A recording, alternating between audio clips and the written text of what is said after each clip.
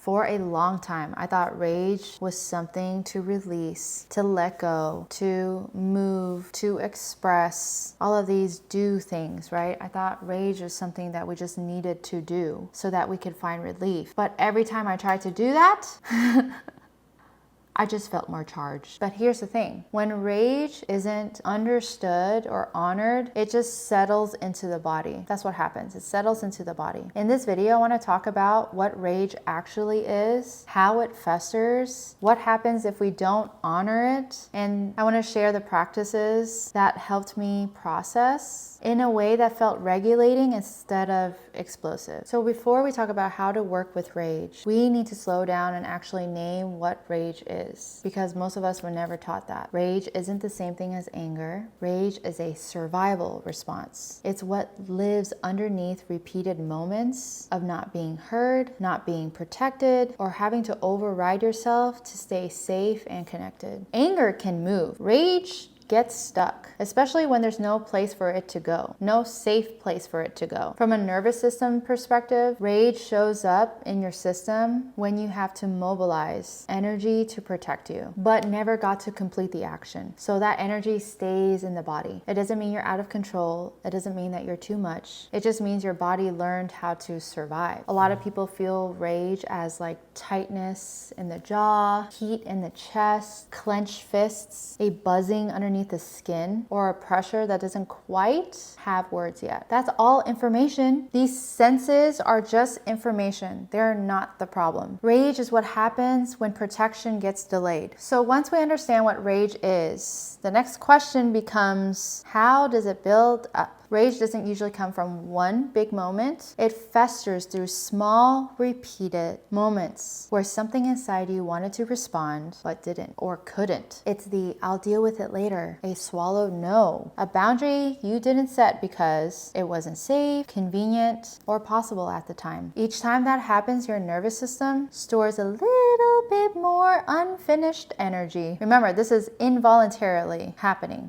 It surpasses your brain and your body just does this. Over time, that extra energy doesn't stay neutral. It compresses. And what starts as frustration or sadness eventually hardens into rage. This is why rage always shows up suddenly. It's most likely not about this moment. It's carrying the weight of all the unacknowledged ones. It can show up as snapping at the people you love, chronic tension, numbness, resentment, or feeling like there's pressure that has no place to go. And that doesn't mean that you're reactive or broken. It just means your body is keeping score. Rage festers in silence, not because you're failed, but because your system learned how to survive quietly. So if rage is information and it builds through repeated moments of override, the next question is, what happens if it doesn't get honored? Or what happens when we don't honor it? When rage isn't honored, it doesn't disappear. It just changes shape. Sometimes it turns inward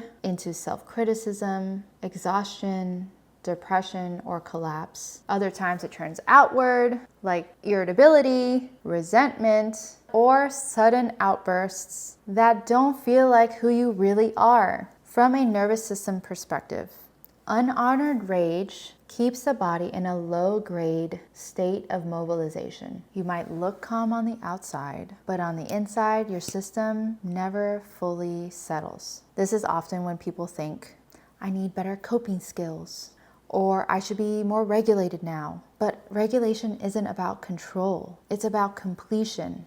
It's about holding space for what you actually are feeling. And over time, ignoring rage could really drain your energy. Your life force can feel like you're being depleted of your life force. It can dull your intuition and make it harder for you to trust yourself. Not because rage is bad, but because part of you learned it wasn't allowed to speak. Honoring rage doesn't mean acting out. It means listening to what it's protecting. Unhonored rage doesn't make you dangerous. It makes you tired. I want to share a few practices that helped me process rage in a way that felt safe and regulating, not explosive or performative. One, the most powerful practice for me is journaling. You basically start the page with, I never told blank. Okay, we do this not to just calm ourselves down or to make the rage go away. We literally give rage a voice with no filter, no censoring, no editing, nothing. You give rage full reign on the paper. Because what mattered isn't the words, it's all about letting the message be complete. You're giving yourself that space to be heard and seen and felt, right? That's why forcing does not work. The second thing that helped me was slow and contained movement, not intense workouts or cathartic releases. Things like pressing my feet onto the earth, onto the ground. It's like pushing my hands on a wall. It's slow exhales and maybe like deliberate shaking, just like deliberate, slow shaking. Just enough to let the energy move without overwhelming my system. Because rage needs structure, not chaos. And the last practice is simply naming the rage out loud without acting on it. This is where it's like you tame it, right? Taming our emotions. If you could remember being a teenager, we had to learn how to tame our emotions, right? Examples would be, I feel rage in my chest, or something in me feels protective right now. Naming it gives it some place to land without letting it take over. And let me remind you, none of these practices are about getting rid of your rage as if it's something to demonize. You are allowing it the space to tell you what it's been protecting this whole time, because you're letting it finish where it started. So if rage has been living in your body, it doesn't mean that you're broken or behind. It just means that something in you learned how to survive. And the fact that you're here listening, getting curious, that's already regulation. I'm so proud of you. Rage isn't here to ruin your life. It's here to show you that something really mattered to you, where a boundary has been crossed, where your body said, this counts.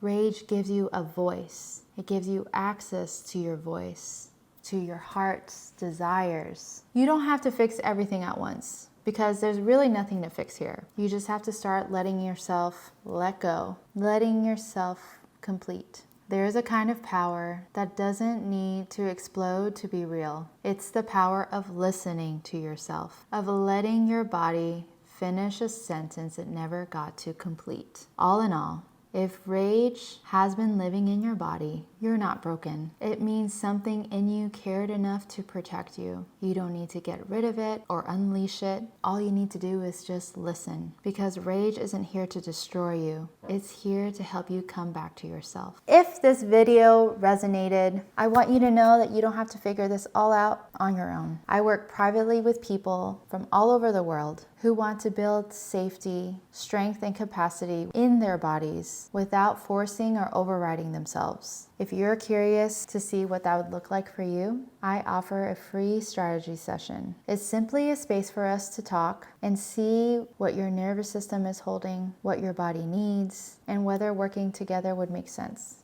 I just want to offer real support where it's actually helpful. You can find the link below this video. And if this kind of work speaks to you, you're so welcome to subscribe. I share so many more conversations like this. Thank you for your time.